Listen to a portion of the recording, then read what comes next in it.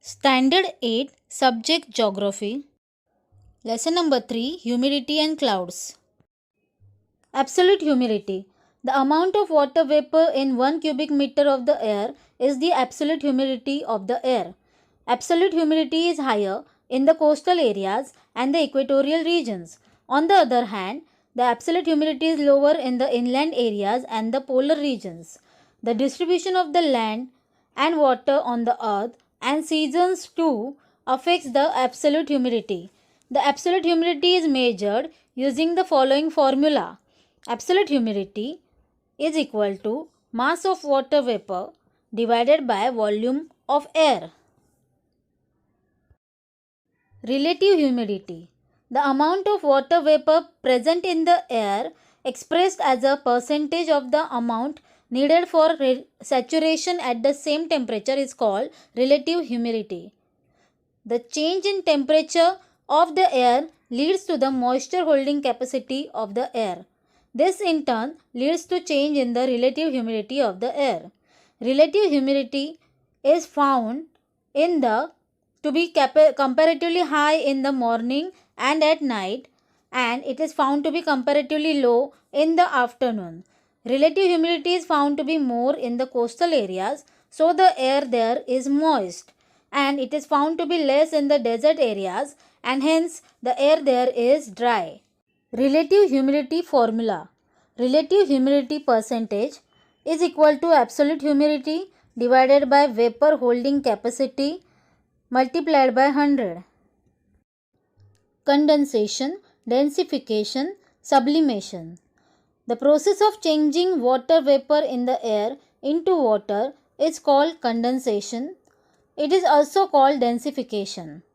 The process of changing water vapor in the air into solid state is called sublimation.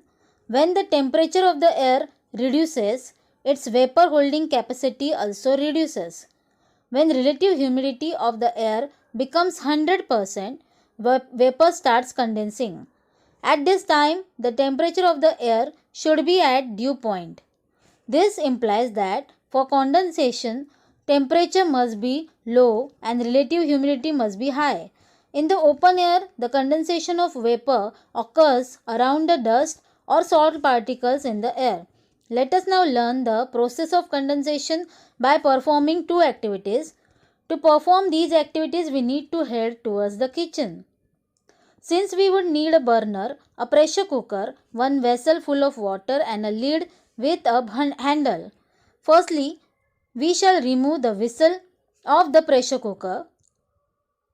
Then we shall pour water in the pressure cooker.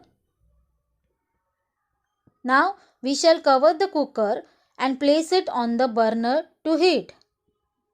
After some time, the water in the pressure cooker will begin to boil. You all must be wondering, how would we know that the water in the cooker is boiling?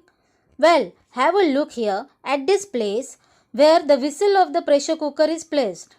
You can see vapor coming out of there, which means that the water in the pressure cooker has come to a boil. Now, we shall hold the lid with a handle above the place from where the vapor from the pressure cooker is coming out. After some time, we shall observe the lid carefully. On observing, we get to know that the water changed into water vapor after it was heated. This vapor then turned into the water droplets when it touched the cool lid. We can see the water droplets deposited on the lid. This was our first activity. Let us now perform the second activity. To conduct this activity, we need to take a glass with some flat bottom and some ice cube. Now we shall put the ice cubes in the glass, after which we can keep the glass in a room for 2 to 3 minutes. Now take a look at the glass and tell what can you all see. In some time, we would see droplets of water on the outer surface of the glass. When the water vapor in the air comes in contact with the cold surface, condensation takes place, due to which droplets are formed on the outer surface of the glass. In the first activity, the steam from the cooker cooled and condensed into water droplets, whereas in the second activity the vapor in the air condenses into water droplets. This is called condensation. Thank you.